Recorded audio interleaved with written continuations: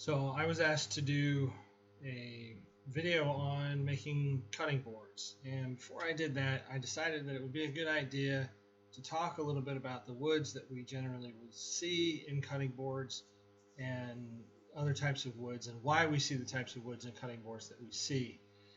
So of the two types of woods that we have softwoods and hardwoods. And generally, softwood like pine is pretty prevalent.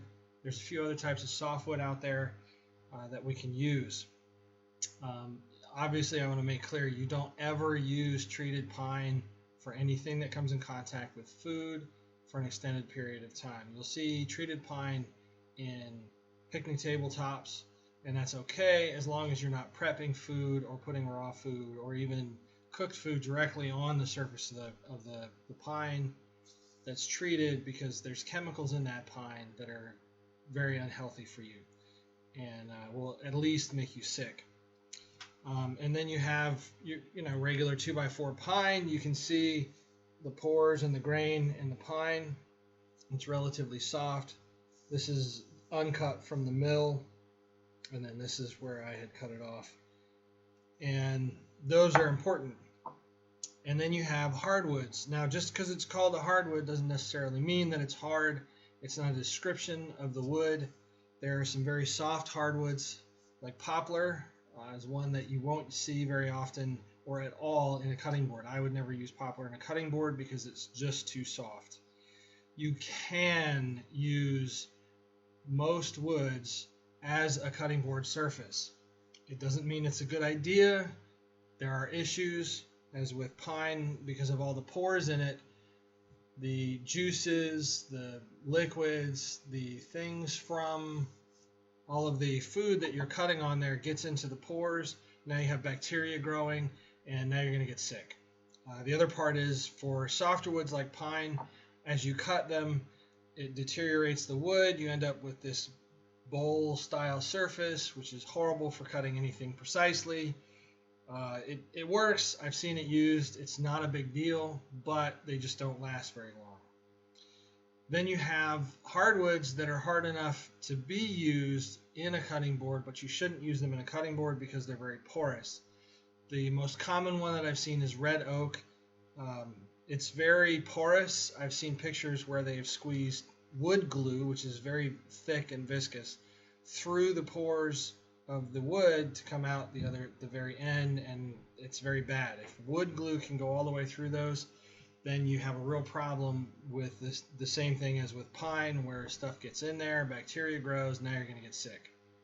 So you want woods that have very small pores, very, very small openings, is very densely packed in there.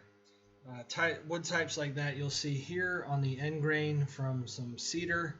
There's just no real pore opening there, and even if you can't see it, I can confirm to you there's really no pore openings here. Cedar, this is aromatic cedar, but cedar I've seen used in them. This is ash, one of the soft, semi-soft hardwoods. It's slightly porous.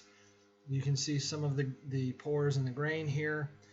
I have used this face-wise in some cutting boards. It's not very common. I don't use it for that very often. I will use it for other stuff.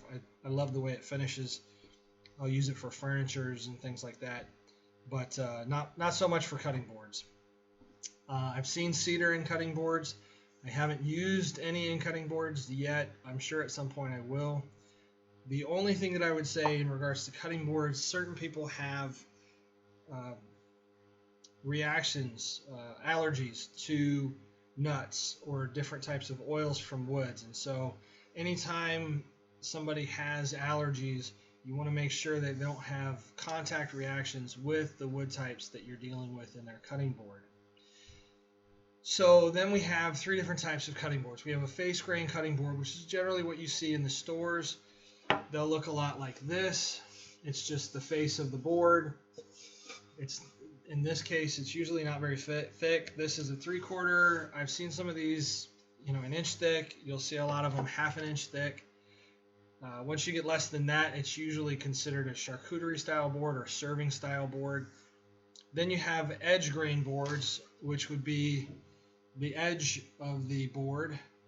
Those aren't very common. You don't see a whole lot of those. They're a little bit better than the face grain board, but they're pretty much about the same.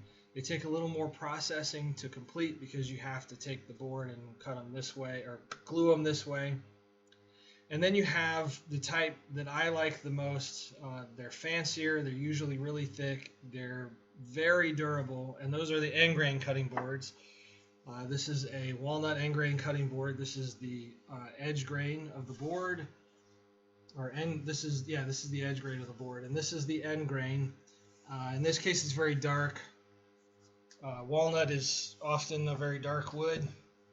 Sometimes it's not. This is a lighter one. You can see the edge grain of this wood for this cutting board, and here's the end grain of the boards. Those are much more expensive for a couple of reasons. The main reason is that they take more wood, they're thicker, they take a lot more processing time. So instead of just taking boards and gluing them together edge to edge, you have to process the boards down so that they fit together in sections and patterns. The fancier patterns are nice. I've seen a lot of really nice fancy patterns. I'm not really into that yet. Just too much time. I have other stuff going on. But it takes a lot more time processing. They last a lot longer.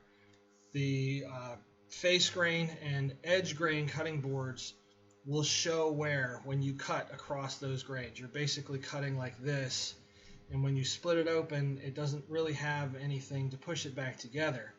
With an end grain cutting board, the grains are all running this way, so when you split it, it pushes it this way, and it acts like straws. They're just going to come back together and push back together. So they handle showing cuts a lot better. You don't see the cuts as much that you make on the cutting board.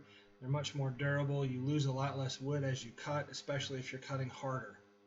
So, if you're chopping on something that's big and heavy and you need to really get into it, your end grain cutting boards are going to do a lot better for that. In any case, I wanted to talk about these a little bit before we got into how to actually make a cutting board. Just because there's more than one way to do it, I'm going to show the way that I would do it. I've done it the wrong way on some of these, where you cut each individual piece. That's a very laborious way to do it. And in this case, the reason I had to do it was because I was using offcuts. When you make cutting boards, the good thing is for all of them, you start out the same way. You get some boards, and you want them to be prepped for what you're doing. So you would cut them all to the size that you need, the size that you want. The rest of it is different. For the ones that you see in stores and ones like this, the reality is you just take the boards and you glue the edges together, and then you finish it and make it look nice, and you're done. When you get into the edge grain ones, the end grain ones, you have to glue sections together, and then you can cut those down and glue it together and cut it down and glue it together. So it takes a lot more processing. And if you don't do it right and you screw something up, you're in a lot more trouble. I wanted to go over this first so that we had an idea of what woods we would be using. The next video is going to show some of the process that I go through in creating an end grain cutting board. I'm going to go ahead and make another one, and I think I'm actually going to use cherry, walnut, and I may either use, I think I'm going to use hard maple. This is soft maple. I have some hard maple that I want to put in instead of soft maple. I look forward to any comments, and hopefully you'll be ready for the next video.